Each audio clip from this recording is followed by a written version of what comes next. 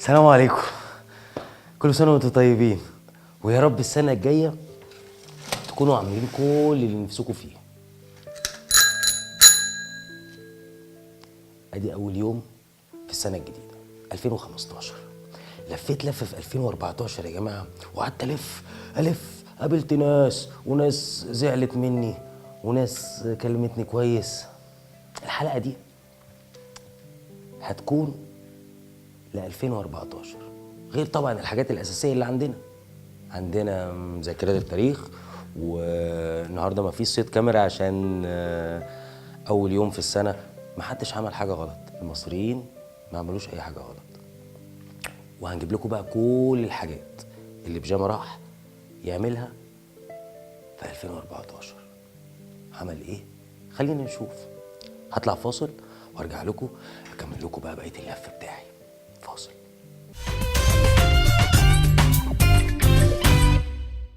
رجعت لكم من الفاصل بسرعه قوام. النهارده يا جماعه دي بتاعت الدبان، وبعمل بيها حاجات تانية كمان. المهم انا كنت عايز اكلم الريس في حاجه بيني وبينه، مكنتش عايز حد يعرفها قبل ما اطلع ذاكره التاريخ. ازي حضرتك يا ريس؟ وكل سنه وحضرتك طيب بمناسبه السنه الجديده وبمناسبه مولد النبي، عشان احنا يا جماعه عندنا مناسبتين والاتنين مهمين للمصريين.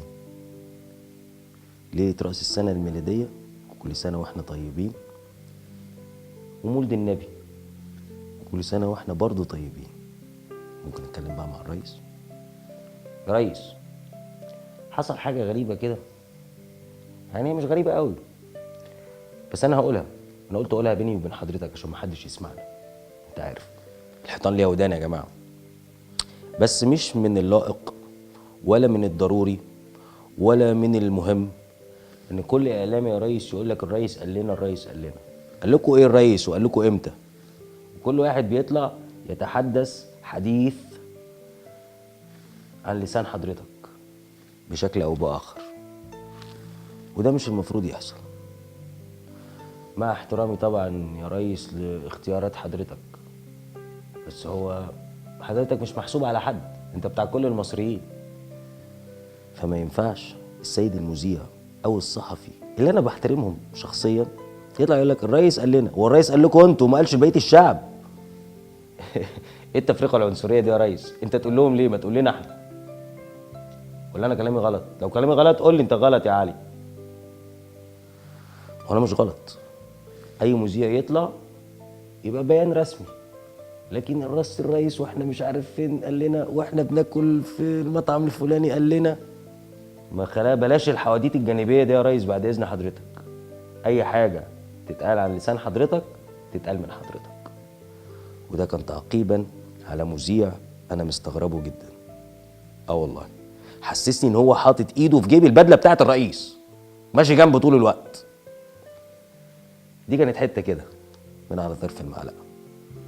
هنطلع فاصل وهرجع لكم بذاكره التاريخ، وبعدين اعلق على ذاكره التاريخ عشان مهمه جدا بصراحه يا ريس، على الاقل بالنسبه لي. فاصل. في ظل الاحتفاليه باعياد سيناء ووجود رئيس الحكومه الدكتور عصام شرف تحت تنظيم قياده الجيش الثالث، حضرتك تقول ايه يا سياده اللواء؟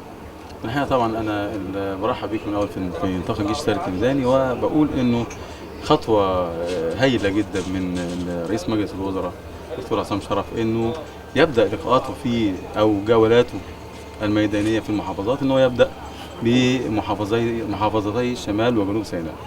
احنا الحقيقه كان دور الجيش هو ليس عقد لقاء، وانما هو تنظيم اجراءات اللقاء لانه بتعقد في داخل نطاق الجيش الثالث الميداني. فانا الحقيقه بحيي الدكتور عصام شرف على مثل هذه الخطوه، لان خطوه جريئه وهايله جدا. وانت لحضرتك لما تشوف اللقاء تم ازاي تجد انه تم في صوره ما فيهاش الرسميات، فيها الابوه قبل اي حاجه خاصه برسميات. حصل يا فندم، وفي ظل احساس اهالي سيناء بالاطمئنان ان في حد سمعهم في العاصمه، راي حضرتك ايه في الدعم والدمج ما بين اهالي سيناء الجنوب والشمال والعاصمه؟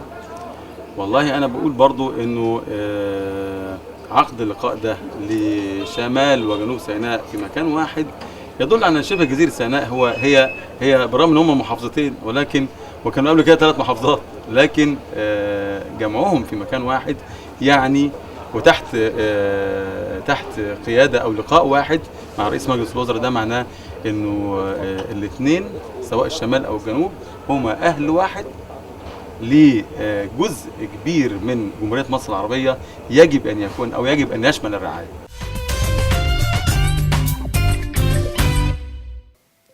اللقاء اللي انتوا سمعتوه ده يا جماعه كان في سينا مع سيادة اللواء أركان حرب صدقي صبحي سيد قائد الجيش الثالث الميداني في وقتها. لا أنا كنت هبقى عارف إن هو هيبقى وزير دفاع، ولا هو أكيد كان عارف إن هو هيبقى وزير دفاع. كان حبه للبلد خلاه يجمع أهالي سينا الشمال والجنوب عشان يحسوا إن في تواصل مع العاصمة زي ما انتوا سمعتوا. وكان لقاء تاريخي بجد، مش انا وسياده الفريق، لا، لقاء تاريخي ما بين رئيس الحكومه، اول رئيس حكومه جه بعد ثوره يناير اللي هو الدكتور عصام شرف، واهالي سينا، وكلهم بقى قعدوا يتكلموا، وكان عندهم مشاكل كتير قوي. احتواهم سياده الفريق اول صدقي صبحي سيد وزير الدفاع الحالي، وده كان بالصدفه وشهاده. وعلى فكره يا ريس، اللقاء دوت انا اترفدت بسببه. اترفدت بسببه، والله. بس انا كنت حاسس ان انا هيبقى عندي برنامج اجيب فيه كل اللقاءات والحاجات اللي انا تعبت فيها. مش ده من حقي يا ريس؟ لا مش هقول لحضرتك انا يعني اترفدت بسبب اللقاء ليه، مش مهم. خلاص بقى، لا يفتكروا ان انا بشتكي. الله يسامحه المدير بتاعي. اديكوا شفتوا حقيقه من الحقائق، رجاله الجيش كانوا واقفين على الارض بيعملوا ايه. بس صح يا ريس؟ هطلع فاصل، وما عندناش زي ما اتفقنا صيد كاميرا عشان المصريين التزموا وما عملوش اي حاجه. هطلع فاصل وهرجع لكم ببيجامه ورحلته في 2014 مع دريم تي في. وبنتهز الفرصه دي وبشكر الدكتور احمد بهجت ورئيس قناه دريم الاستاذ اسامه عز الدين ان هم اتاحوا لي الفرصه دي ان انا اكون واحد من ابناء دريم واطلع على الشاشه بتاعتها واوصل فكرتي للناس اللي قاعدين بيتفرجوا عليا. كل سنه وانتم طيبين، وهطلع فاصل وهرجع لكم بحصاد بيجامه 2014. فاصل. ايوه دي الكيكه بتاعت نيو يير، السنه الجديده. اقول لكم على حاجه بقى، معايا فيديو هو نادر ما نزلش بصراحه زي ما برضو اللي كان عامله. بعد اذن حضرتك يا ريس، الاستاذه ساميه زين العابدين في وسط المهرجان والعرس الانتخابي قابلتها بالصدفه. وما احلى الصدف يا ريس، الصدفه بتخليك تجيب حاجات ما كنتش مرتب لها ولا كنت مخطط لها. الاستاذه ساميه زين العابدين ست من طراز مصري اصيل، بغض النظر ان هي صحفيه ماهره واستاذه لجيل كامل. تعالوا نطلع نشوف اللقاء بتاعها بالصدفه كانت بتغطي في الانتخابات. نطلع نشوف.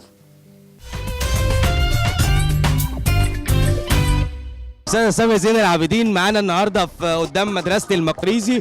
عايزه اعرف انت جيتي النهارده هنا ليه، ودي تبعك ولا لا؟ أنا جاية هنا بصراحة بغطي الأحداث الجميلة والعرس الديمقراطي اللي احنا شايفينه، وبالتالي أنا متواجدة هنا. وبمجرد ما انتهي من نقل عملي وأسلم شغلي للجورنان هتروح أتوجه للجنة النهاردة. مش هروح بيتي إلا النهاردة أما أكون منتخبة بإذن الله. احساسك ايه وانت شايفه الناس بترقص هنا؟ هي دي مصر، لأن ده عرس ديمقراطي ودي بلدنا. إن ما كناش كلنا ننزل عشانها يبقى بنعمل ايه؟ انا بقول للشعب المصري اللي لسه ما نزلش، المواطنين اللي ما نزلوش يا ريت ينزلوا، لان مصر في خطر. الولايات المتحده الامريكيه لما تطلع تقرير اول امبارح تقول فيه ان في ثوره ثالثه بعد الانتخابات، اذا الولايات المتحده الامريكيه ما زالت على لغايه دلوقتي قلقانه من الولايات المتحده؟ انت فاكره انت قلت لي الكلمه دي امتى من كام شهر؟ هفضل قلقانه الى ان ننتصر تماما وناتي ببرلمان محترم وتقف الدوله المصريه على اقدامها وندحر كل متآمر وخاين وعميل يجلس على ارض هذا الوطن.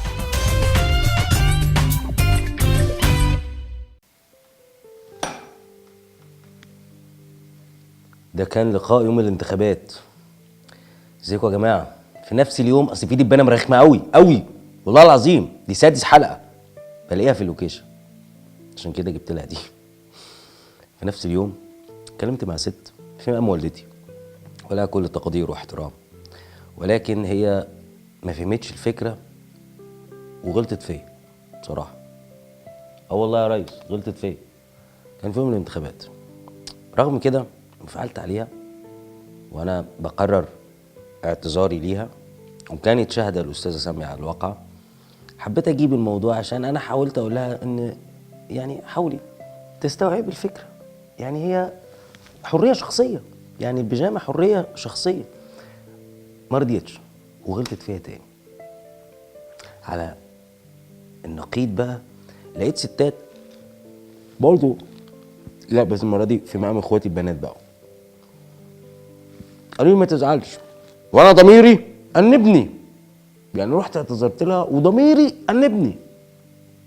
والله يا ريس. بس هي برضه الست يعني في مقام والدتي، وانا مش عايز ابقى ضد حد ولا عايز حد يبقى ضدي. هي ما اقتنعتش بالفكره خالص. وشويه ستات كده، بس في ستات اقتنعت وستات ما اقتنعتش. والرجاله برضه كده. كل سنه وانت طيب يا ريس. تيجي نشوف الست دي وشويه ستات برضه مصريات، فيهم اللي قابلني وفيهم اللي ما قابلنيش، يعني واختلاف الراي لا يفسد للود قضيه. صح يا ريس؟ احنا كبرنا الموضوع قوي، قضيه ايه وبتاع ايه. نطلع فاصل نشوف الست اللي في مقام الست والدتي. هو انت لما لبست بيجامه اكلتهم ولا اديت لهم؟ حضرتك متضايقه؟ علشان زهقت من منظرنا البشع اللي احنا بنوري نفسنا ليه، والناس بقت تقلد المناظر البشعه دي. لان يا سيدي حريه، انت بتتكلم عن حريتك الشخصيه. حريه؟ لا، اتعديت المنظر العام اللي المفروض نضيف. في ناس كده في مصر ومش لاقيه تاكل. لا، البرنامج بتاعك روعه. يا ابني ما تزعلش، ما تزعلش يا ابني. لا حريه، انت بتمثل فئه كبيره من الشعب. خلاص، انت بتمثل فئه كبيره من الشعب. البيجامه الهدف من البيجامه ان انا اخلي المسؤولين يبصوا على الناس الغلابه اللي تحت.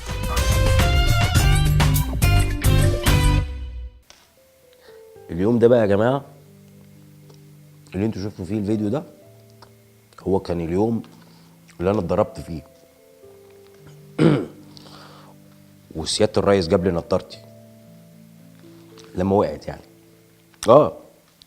هو انا مش من حق اتفشخر انا كمان؟ يا ريس، سياده الريس جاب لي نضارتي، يشكر.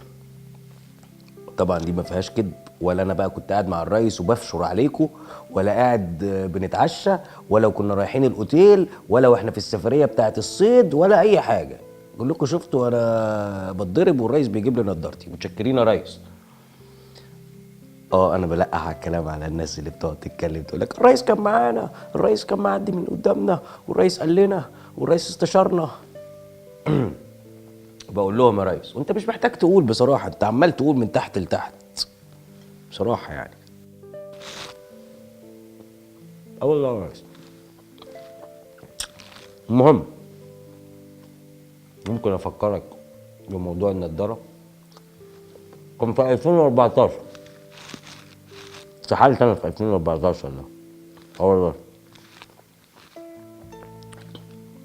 اطلع بقى فاصل عشان نشوف تاكل كيكه يا ريس. الكيكه دي حلوه، الله يهنيك. شكرا. الفيديو بتاع الريس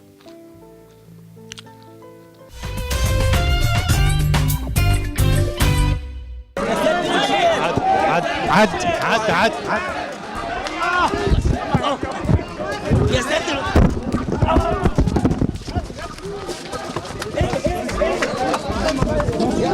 خلاص خلاص خلاص.